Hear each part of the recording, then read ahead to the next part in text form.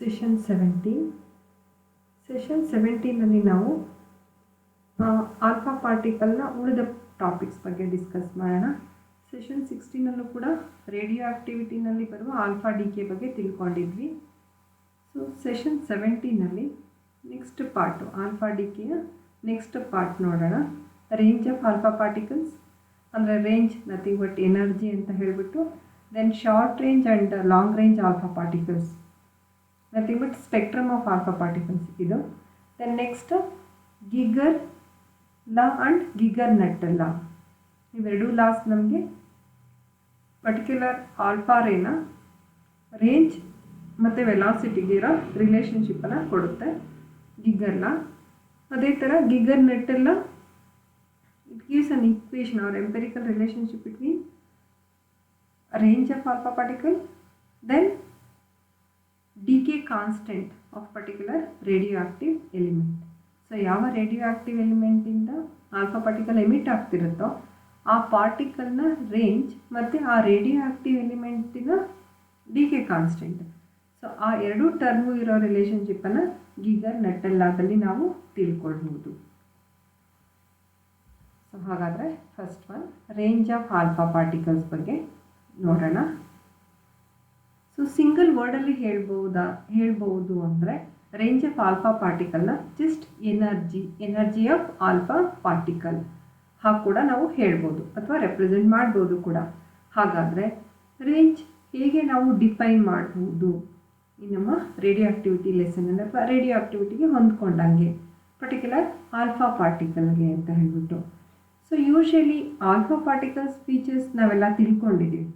Alpha particle is a positively charged particle, ಇದನ್ನು helium nucleus ಅಂತ ಕೂಡ ಕರೀತಾರೆ, ರೆಪ್ರೆಸೆಂಟ್ ಮಾಡಬಹುದು. ಹಾಗಾದರೆ ಇವುಗಳಿಗೆ ಅಯನೈಸಿಂಗ್ ಪ್ರಾಪರ್ಟಿ ಹೆಚ್ಚಿಗೆ ಇರುತ್ತೆ. They have high ionising power compared to other types of radiations, ಅಂದರೆ ರೇಡಿಯೋಆಕ್ಟಿವ್ ರೇಡಿಯೇಷನ್ಸ್. ಸೊ ಅದರಿಂದ ಇವು ಹೆಚ್ಚಿಗೆ ಅಯನೈಸಿಂಗ್ ಪ್ರಾಪರ್ಟಿ ಹೊಂದಿರೋದ್ರಿಂದ ನಾವೇನಾದರೂ ಆಲ್ಫಾ ಪಾರ್ಟಿಕಲ್ಸ್ನ ಗ್ಯಾಸ್ ಮಾಲಿಕ್ಯೂಲ್ಸ್ ಮೂಲಕ ಪಾಸ್ ಮಾಡಿದ್ರೆ ಆಲ್ಫಾ ಪಾರ್ಟಿಕಲ್ಸ್ ಗ್ಯಾಸ್ ಮಾಲಿಕ್ಯೂಲ್ಸನ್ನು ಅಯನೈಸೇಷನ್ ಮಾಡ್ತವೆ, ಅಂದರೆ ಅಯನೈಸ್ ಮಾಡ್ತವೆ ಅಂತ ಹೇಳ್ಬಿಟ್ಟು. ಸೊ ಅಯನೈಸೇಷನ್ ಅಂದರೆ ಫಿನಾಮಿನಾ ನಿಮಗೆ ಗೊತ್ತಿದೆ, removal of an electron from the inert gas molecule, ಅಂದರೆ ಎಲೆಕ್ಟ್ರಾನನ್ನು ರಿಮೂವ್ ಮಾಡೋದು ಪರ್ಟಿಕ್ಯುಲರ್ ಆಟಮಿಂದ. So that phenomenon is known as ionisation phenomena or ionisation. So ಹಾಗಾದರೆ ಅಯನೈಸೇಷನ್ ಆಗಬೇಕಂದ್ರೆ some amount of energy use ಮಾಡಿಕೊಂಡು ಎಲೆಕ್ಟ್ರಾನನ್ನು ರಿಮೂವ್ ಮಾಡಬೇಕು ಫ್ರಮ್ ದ ಆಟಮ್. ಸೊ ಅದು ಆಲ್ಫಾ ಪಾರ್ಟಿಕಲ್ಸ್ ಆ ಅಯನೈಸೇಷನ್ನ ಮಾಡುತ್ತೆ ಇನರ್ಟ್ ಗ್ಯಾಸ್ ಮಾಲಿಕ್ಯೂಲ್ಸಲ್ಲಿ ನಾವು ಪಾಸ್ ಮಾಡಿದ್ರೆ ಅಂತ ಹೇಳಿಬಿಟ್ಟು. ಹಾಗಾದರೆ ಅದರಿಂದ ಎಲೆಕ್ಟ್ರಾನ್ನ ರಿಮೂವ್ ಮಾಡಲಿಕ್ಕೆ ಆಲ್ಫಾ ಪಾರ್ಟಿಕಲ್ ತನ್ನ ಎನರ್ಜಿನ ಯೂಸ್ ಮಾಡಿಕೊಳ್ಳುತ್ತೆ. Hence the alpha particle loses its energy. So ಹಾಗಾದರೆ they get due to energy ಕಡಿಮೆ ಆಯ್ತಂದರೆ ಅವು ಮೂವ್ ಆಗೋದು ಅಥವಾ ಅಯನೈಸೇಷನ್ನ ಮಾಡೋದಿಲ್ಲ, ದೇ ಗೆಟ್ ಸ್ಲೋ ಡೌನ್. ಹಾಗಾಗಿ ದಿಸ್ ಪ್ರೋಸೆಸ್ ಇದು ಎಲ್ಲಿವರೆಗೂ ಆಗುತ್ತೆ ಈ ionisation phenomena? This process continues till the energy of alpha particle falls below the ionization potential of the gas. ಅಂದರೆ ಮಿನಿಮಮ್ ಎನರ್ಜಿ ರಿಮೂವ್ ಮಾಡಲಿಕ್ಕೆ ಎಲೆಕ್ಟ್ರಾನ್ನ ಇನರ್ಟ್ ಗ್ಯಾಸಿಂದ ಎಷ್ಟು ಎನರ್ಜಿ ಬೇಕೋ ಅದಕ್ಕಿಂತ ಕಡಿಮೆ ಆಗೋವರೆಗೂ. ಸೊ ಮಿನಿಮಮ್ ಅಷ್ಟು ಬೇಕೇ ಬೇಕು, ಇಲ್ಲ ಅಂತಂದ್ರೆ ಅದಕ್ಕಿಂತ ಕಡಿಮೆ ಇದ್ದರೆ ಎಲೆಕ್ಟ್ರಾನ್ನ ರಿಮೂವ್ ಮಾಡಲಿಕ್ಕೆ ಸಾಧ್ಯ ಇಲ್ಲ. ಹಾಗಾಗಿ this process continues till the energy of alpha particle falls below the ionization potential of the gas. So ಆಮೇಲೆ ಅಯನೈಸೇಷನ್ ಫಿನಾಮಿನಾ ಮಾಡಿ ಆದಮೇಲೆ ಸೊ ಆಲ್ಫಾ ಪಾರ್ಟಿಕಲ್ ಯೂಶಲಿ ಎಲೆಕ್ಟ್ರಾನ್ಸನ್ನು ಕ್ಯಾಪ್ಚರ್ ಮಾಡಿಕೊಂಡು they become neutral helium atom. ಹಾಗಾಗಿ ಇದೊಂದು ಫಿನಾಮಿನಾ ಅಥವಾ ಒಂದು process. ನಾವು ಒಂದು ಪರ್ಟಿಕ್ಯುಲರ್ ಮೀಡಿಯಮಲ್ಲಿ ಗ್ಯಾಸ್ ಮಾಲಿಕ್ಯೂಲ್ಸ್ನ ನಡುವೆ ಒಂದು ಆಲ್ಫಾ ಪಾರ್ಟಿಕಲ್ನ ಪಾಸ್ ಮಾಡಿದಾಗ ಸೊ ಅಯನೈಸೇಷನ್ ಆಗುತ್ತೆ. ಸೊ ಅಯನೈಸೇಷನ್ ಆಗಿ ಎಲ್ಲಿವರೆಗೂ ಎನರ್ಜಿ ಕಂಪ್ಲೀಟಾಗಿ ಯುಟಿಲೈಸ್ ಆಗೋವರೆಗೂ.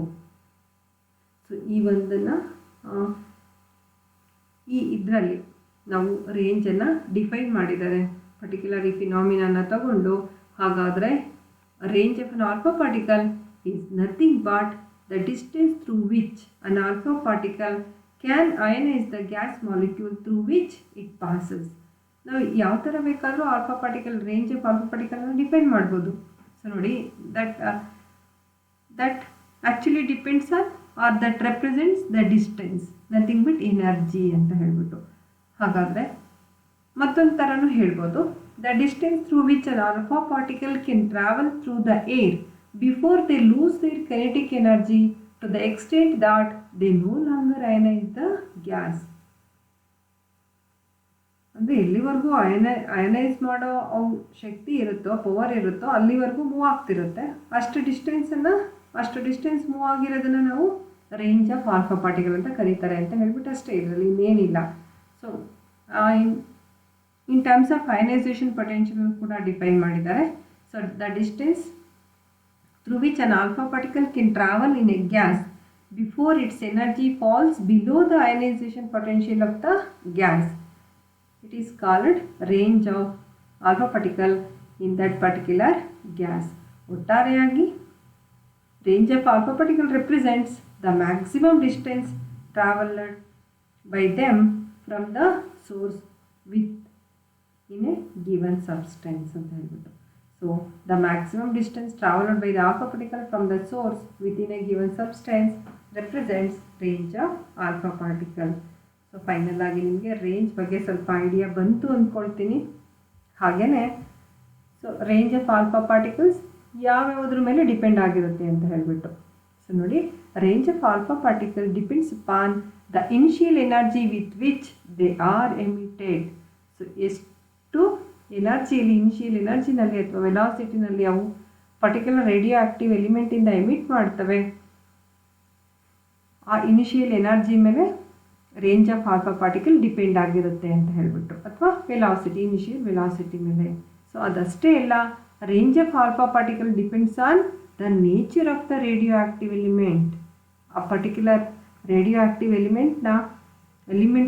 ಎಲಿಮೆಂಟ್ ಮೇಲೂ ಕೂಡ ಡಿಪೆಂಡ್ ಆಗಿರುತ್ತೆ ರೇಂಜ್ ಆಫ್ ಆಲ್ಫಾ ಪಾರ್ಟಿಕಲ್. ಜೊತೆಗೆ the range of alpha particle also depends on the nature of the material through which they pass ಅಂತ ಹೇಳ್ಬಿಟ್ಟು. ಸೊ ಹಾಗಾದರೆ ರೇಂಜ್ ಆಫ್ ಆಲ್ಫಾ ಪಾರ್ಟಿಕಲ್ ನಮಗೆ ಗೊತ್ತಾಯಿತು ಯಾವ್ಯಾವ ಟರ್ಮ್ಸ್ ಮೇಲೆ ಡಿಪೆಂಡ್ ಆಗಿರುತ್ತೆ ಅಂತ ಹೇಳ್ಬಿಟ್ಟು. Initial energy, nature of the radioactive element ಮತ್ತು nature of the material through which they pass, ಇಷ್ಟರ ಮೇಲೂ ಕೂಡ ಡಿಪೆಂಡ್ ಆಗಿರುತ್ತೆ. ಅದಷ್ಟೇ ಅಲ್ಲ, range of alpha particle is very small in solids and in liquids. ಇದು ಕೂಡ ಹೇಳ್ತಿದ್ದಾರೆ, ರೇಂಜ್ ಸಾಲಿಡ್ಸ್ ಮತ್ತು ಲಿಕ್ವಿಡ್ಸಲ್ಲಿ ರೇಂಜ್ ಆಫ್ ಆಲ್ಫಾ ಪಾರ್ಟಿಕಲ್ ಕಮ್ಮಿ ಇರುತ್ತೆ compared to gases. So actually the range of alpha particle is relatively longer in gases compared to in solids and in liquids. So ಇದಿಷ್ಟು range ಬಗ್ಗೆ. So next Geiger ಲಾ ಅಂತ ಹೇಳ್ಬಿಟ್ಟು. So scientist Giger in 1911 gave an empirical relationship between range and velocity of alpha particles, so which is known as Giger law. On the empirical equation which represents R and V, that is range and velocity of alpha particle, so that equation is known as Giger law. ಹಾಗಾದರೆ ಅದರ statement ಹೇಗಿದೆ ಅಂತ ಹೇಳಿಬಿಟ್ಟು, range of alpha particle is directly proportional to cube of velocity of alpha particle. ಇಲ್ಲಿ ಒಂದು particular alpha ಪಾರ್ಟಿಕಲ್ನ ರೇಂಜ್ಗೂ ಮತ್ತು ಅದರ ವೆಲಾಸಿಟಿಗೂ ಹೇಗೆ ಡಿಪೆಂಡ್ ಆಗಿರುತ್ತೆ. Range of alpha particle is directly proportional to cube of the velocity, ಅಷ್ಟೇ. ಸೊ ತುಂಬ ಈಸಿಯಾಗಿದೆ, ಸಿಂಪಲ್ ಈಕ್ವೇಷನು. ಹಾಗಾಗಿ ನಾವು ಪ್ರಪೋರ್ಷನಾಲಿಟಿ ಸೈನನ್ನು ರಿಮೂವ್ ಮಾಡಿ ಈಕ್ವಲ್ ಸೈನ್ ಮತ್ತು ಸಮ್ ಕಾನ್ಸ್ಟೆಂಟನ್ನು ಆ್ಯಡ್ ಮಾಡಿದ್ರೆ then equation becomes R is equal to A V cube. So here A is called constant of proportionality and its value is 9.6 into 10 raised to minus 24. So ನಿಮಗೆ ಪ್ರಾಬ್ಲಮ್ಸಲ್ಲಿ ಬೇಕಾಗುತ್ತೆ constants values.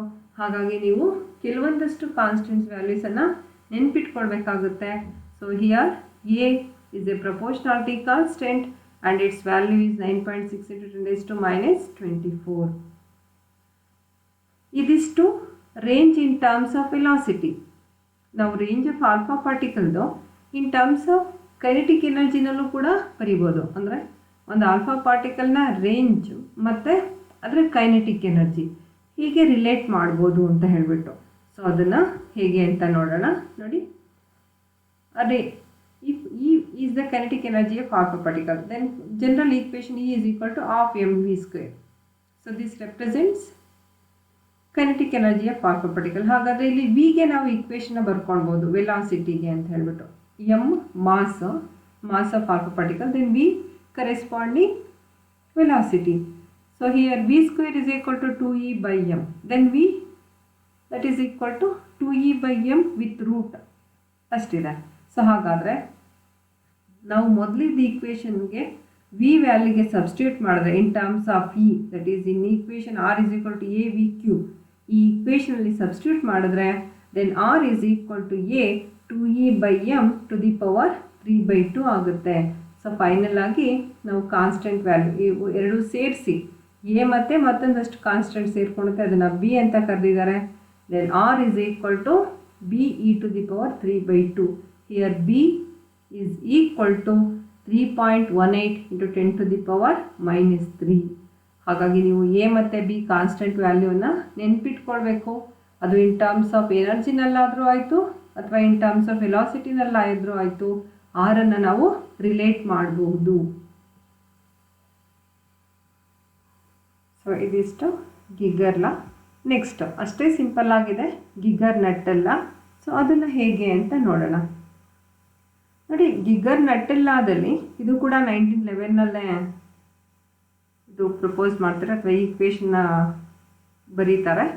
So N empirical relationship between the range of alpha particle and D K constant. So D K constant ಅದು of ಲೈಫ್ಗೆ related ಆಗಿರೋದು radio active ಎಲಿಮೆಂಟ್ಸ್ದು. So ಹಾಗಾದರೆ range of alpha particle ಮತ್ತು D K constant of radio active substance ಅವೆರಡೂ ಟರ್ಮನ್ನು ನಾವು ಹೇಗೆ relate ಮಾಡ್ಬೋದು ಅನ್ನೋದನ್ನು ಗಿಗರ್ ನಟ್ಟೆಲ್ಲಾದಲ್ಲಿ ನಾವು ನೋಡ್ಬೋದು. So log lambda is equal to A plus B log R, A plus B log R ಅಂತ ಹೇಳ್ಬಿಟ್ಟು. Here A and B are constants and lambda decay constant of a radioactive element R range of alpha particle. So ಹಾಗಾದರೆ ಇದನ್ನು ಹೇಗೆ ನೀವು ಸೆಂಟೆನ್ಸಲ್ಲಿ form ಮಾಡ್ತೀರಾ ಅಂತ ಹೇಳ್ಬಿಟ್ಟು ಅದನ್ನು ಆ ಈಕ್ವೇಷನನ್ನು ನೋಡಿ. ಆಲ್ಫಾ ಪಾರ್ಟಿಕಲ್ ಅಂದರೆ ಗಿಗರ್ ನಟ್ಟೆಲ್ಲಾದ statement. According to this law, the alpha particles emitted by the radioactive substances having the larger decay constant will have longer range and vice versa. ಇದನ್ನು ನಾವು ಸ್ಟೇಟ್ಮೆಂಟ್ ಆಗಿ ಹೇಳ್ಬೋದು ಗಿಗರ್ ನಟ್ಟೆಲ್ಲಾಗೆ. ಹಾಗಾದರೆ ನಮಗೆ lambda ಅಂದರೆ decay constant ಮತ್ತು R range ಎರಡೂ ಕೂಡ ಡೈರೆಕ್ಟಾಗಿ ಪ್ರಪೋರ್ಷನ್ ಆಗಿರುತ್ತೆ ಅಂತ ಹೇಳ್ಬಿಟ್ಟು. So the alpha particles emitted by the radioactive substances having the larger decay constant will have longer range and vice versa. So ಹಾಗಾದರೆ decay constant ಅಂದರೆ ಏನಂತ ನಿಮಗೆ ಐಡಿಯಾ ಇರ್ಬೋದು. ಡಿ ಕೆ ಕಾನ್ಸ್ಟೆಂಟನ್ನು ನಾವು define ಮಾಡ್ಬೋದು. It is nothing but the reciprocal of the time during which the total number of nuclei present in the substance reduces to 1/e times of its initial value. ಇದು ನೀವು of life ಡೆಫಿನೇಷನ್ನ ನೋಡಿದ್ರೆ ಗೊತ್ತಾಗುತ್ತೆ ಯಾವುದು decay constant ಅಂದರೆ it is nothing but reciprocal of the time during which the total number of nuclei present in the substance ಎಷ್ಟು ಕಡಿಮೆ ಆಗಬೇಕು, 1/e times of its initial value. ಆ 1/e ಅನ್ನು ನಾವು 0.37 times of its initial value ಅಂತನಾದರೂ ಹೇಳ್ಬೋದು, ಇಲ್ಲ 30% of its initial value ಅಂತಲೂ ಕೂಡ ಹೇಳ್ಬೋದು. ಇದಿಷ್ಟು ಗಿಗರ್ ನಟ್ಟೆಲ್ಲ.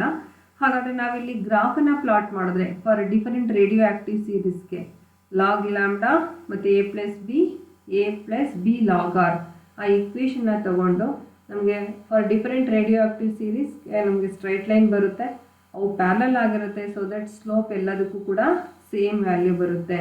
ಹಾಗಾದರೆ ಇದರಿಂದ ನಮಗೆ ಏನಪ್ಪ ಉಪಯೋಗ ಇದೆ ಅಂತ ಹೇಳಿದ್ರೆ, so this law helps to determine the disintegration constant ಅಂದರೆ ಲ್ಯಾಂಬ್ಡಾ ಡಿ ಕೆ ಕಾನ್ಸ್ಟೆಂಟ್ ಇದೆಯಲ್ಲ ಅದನ್ನು ಕ್ಯಾಲ್ಕುಲೇಟ್ ಮಾಡಲಿಕ್ಕೆ ಯೂಸ್ ಮಾಡ್ಕೊಳ್ಬೋದು for certain radioactive elements which can not be determined by direct measurements. ಹಾಗಾಗಿ ಗಿಗರ್ ನಟ್ಟೆಲ್ಲಾದಿಂದ ನಾವು ಡಿಕೆ ಕಾನ್ಸ್ಟೆಂಟ್ ಕೂಡ calculate ಮಾಡ್ಬೋದು. ಅಂದರೆ ಎಷ್ಟು reciprocal of time during which the total number of nuclei in the substance reduces to 37% of its initial value. ಅಷ್ಟು ಕಡಿಮೆ ಆಗಲಿಕ್ಕೆ ತಗೊಳ್ಳೋ ಟೈಮ್ನ ರೆಸಿಪ್ರೋಕಲ್ ಡಿಕೆ ಕಾನ್ಸ್ಟೆಂಟ್ ಆಗಿರುತ್ತೆ. ಸೊ ಇದಿಷ್ಟು ಗಿಗರ್ ನಟ್ಟೆಲ್ಲ. ಸೊ ನೆಕ್ಸ್ಟ್ ಬಂದು ಆಲ್ಫಾ ರೇ ಸ್ಪೆಕ್ಟ್ರಮ್ ಅಂತ ಹೇಳ್ಬಿಟ್ಟು. ಸೊ ಆಲ್ಫಾ ರೇ ಸ್ಪೆಕ್ಟ್ರಮನ್ನು ನಾವು 2 ಟೈಪ್ಸ್ ಆಗಿ ನೋಡ್ಬೋದು. 2 ಟೈಪ್ಸ್ ಇದೆ.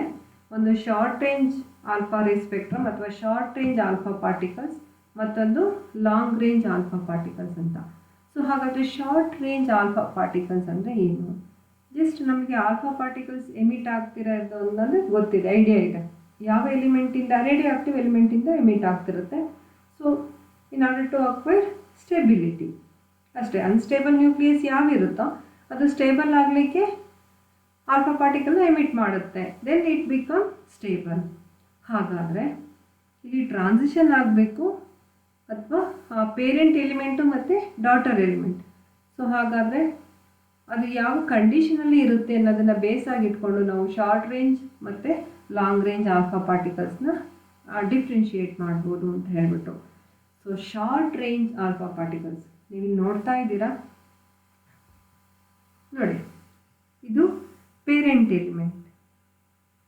Element bismuth. ಸೊ ಅದು ಗ್ರೌಂಡ್ ಸ್ಟೇಟಲ್ಲಿ ಇದೆ ಅಂತ ರೆಪ್ರೆಸೆಂಟ್ ಮಾಡಿದರೆ ಸಿಂಗಲ್ ಲೈನಿಂದ, ಅಂದರೆ ಗ್ರೌಂಡ್ ಸ್ಟೇಟಲ್ಲಿ ಇದೆ. ಸೊ ನೆಕ್ಸ್ಟು ಥಾಲಿಯಮ್ ಅನ್ನೋ ಮತ್ತೊಂದು ಎಲಿಮೆಂಟ್ ಫಾರ್ಮ್ ಆಗುತ್ತೆ by emission of alpha particles by bismuth. So ಬಿಸ್ಮತ್ತಿಂದ ಥಾಲಿಯಮ್ ಅನ್ನೋ ನ್ಯೂ ಎಲಿಮೆಂಟ್ ಫಾರ್ಮ್ ಆಗುತ್ತೆ with emission of alpha particles. ಹಾಗಾದರೆ ನೀವು ಇಲ್ಲಿ ಡಯಾಗ್ರಾಮನ್ನು ನೋಡಿ, ಪೇರೆಂಟ್ ಎಲಿಮೆಂಟ್ ಆ್ಯಕ್ಚುಲಿ ಗ್ರೌಂಡ್ ಸ್ಟೇಟಲ್ಲಿ ಇರುತ್ತೆ.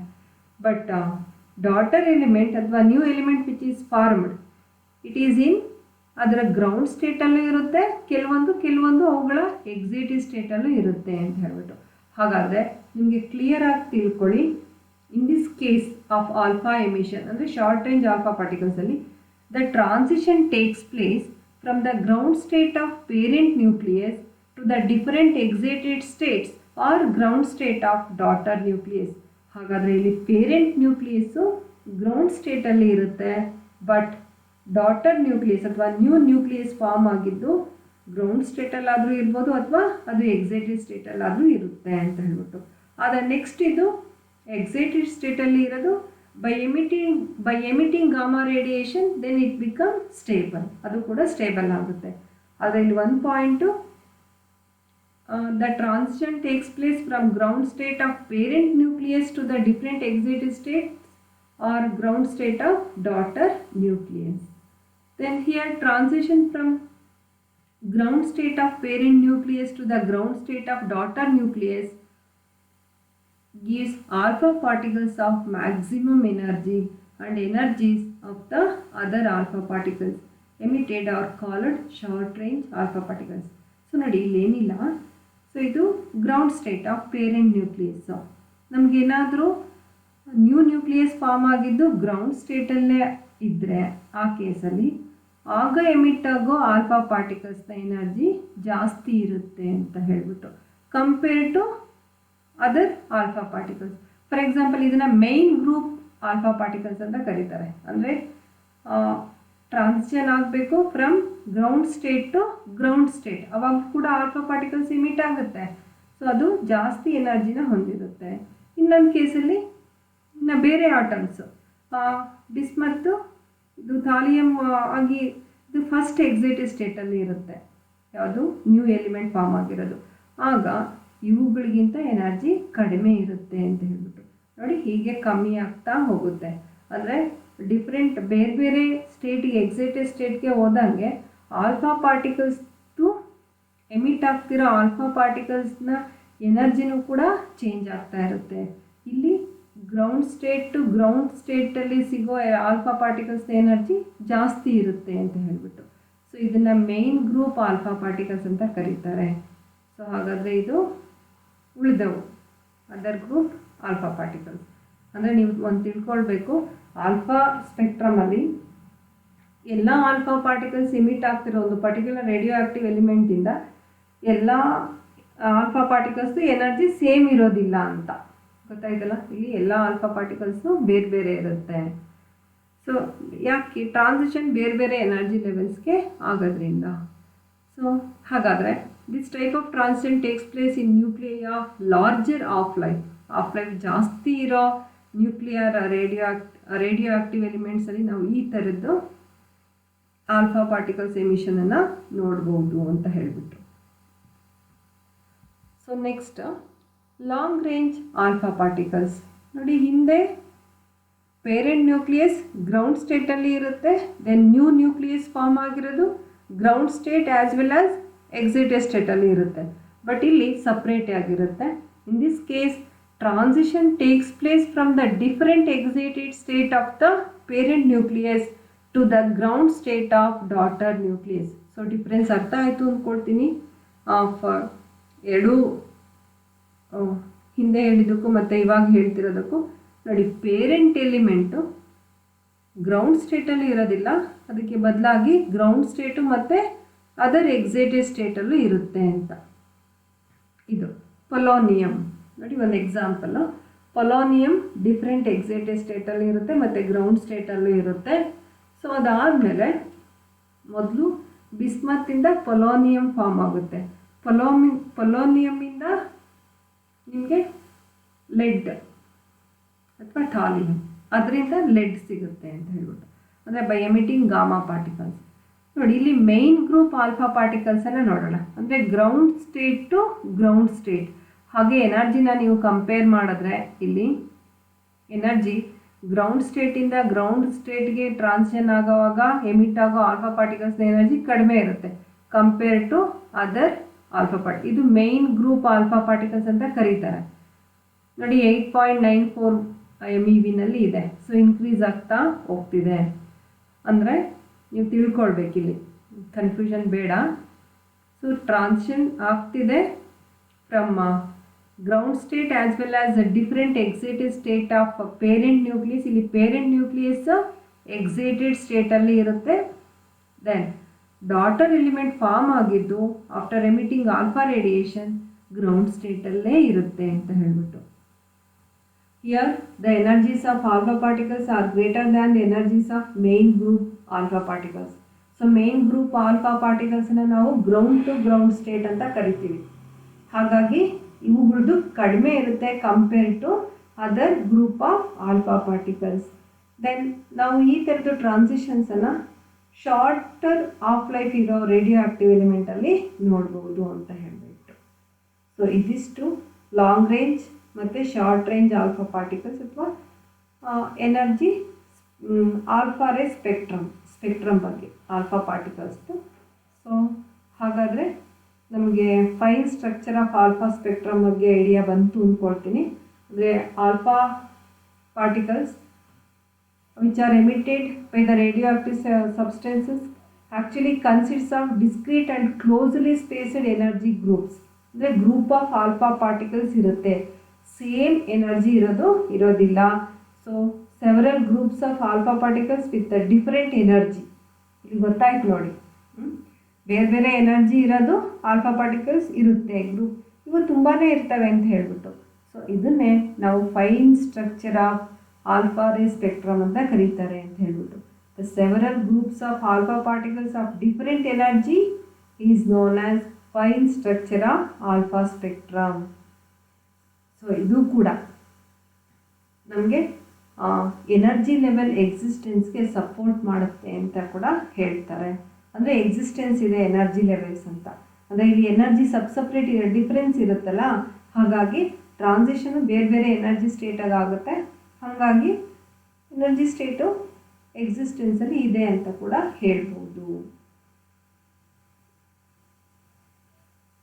ಇದಿಷ್ಟು ಆಲ್ಫಾ ಡಿ ಕೆ ಬಗ್ಗೆ. ಇಲ್ಲಿಗೆ alpha D K part complete ಆಗುತ್ತೆ. ಇನ್ನು ನೆಕ್ಸ್ಟ್ ಸೆಷನಲ್ಲಿ ಬೀಟಾ ಡಿ ಕೆ ಬಗ್ಗೆ ನೋಡೋಣ. ರೆಫರೆನ್ಸ್ ಟೆಕ್ಸ್ಟ್ ಬುಕ್ಸು ನಾನು ಹೇಳಿದ್ದೀನಿ, ಹಾಗಾಗಿ ನೀವು actually refresher course in physics volume 2 volume 3 ಇದೆ ಇದು. ಸೊ CL ಅರೋರಾದವ್ರದ್ದು ಖಂಡಿತ ನೀವು ನೋಡ್ಬೋದು.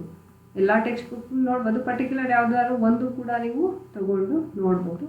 ಮತ್ತು ವಿಷಯಗಳನ್ನು ಹೆಚ್ಚಿಗೆ ತಿಳ್ಕೊಳ್ಳೋ ಪ್ರಯತ್ನವನ್ನು ಮಾಡಿ ಅಂತ ಮತ್ತೊಮ್ಮೆ ಹೇಳ್ತಾ ಥ್ಯಾಂಕ್ ಯು.